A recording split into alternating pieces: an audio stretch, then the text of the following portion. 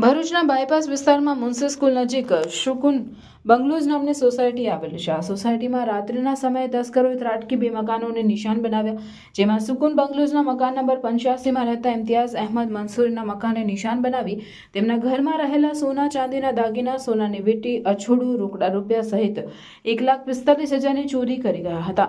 જ્યારે મકાન નંબર 86 નંબરના મકાનને પણ નિશાન બનાવી તેમાંથી 50,000ની ચોરી થઈ હોવાનું સ્થાનિક લોકો જણાવી રહ્યા છે।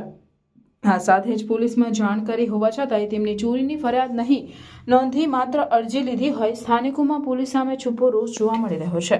આ સાથે જ પોલીસ દ્વારા તેમના વિસ્તારોમાં કડક રાત્રિ પેટ્રોલિંગ કરવામાં આવે તેવી પણ માંગ કરી રહ્યા છે। મારું નામ ઇમ્તિયાઝ અહેમદ મંસૂરી છે અને હું સુકૂનમાં 85 નંબરના મકાનમાં રહું છું। અને ગઈકાલે રાત્રે મારા ઘરે ચોરી થઈ હતી અને ટોટલ મારા ઘરેથી ચાંદીના દાગીના, મારા વાઈફની વીંટી, અછોડો અને રોકડ રકમ થઈને 2.5 લાખ રૂપિયાની ઉપરનું મને નુકસાન થયું છે।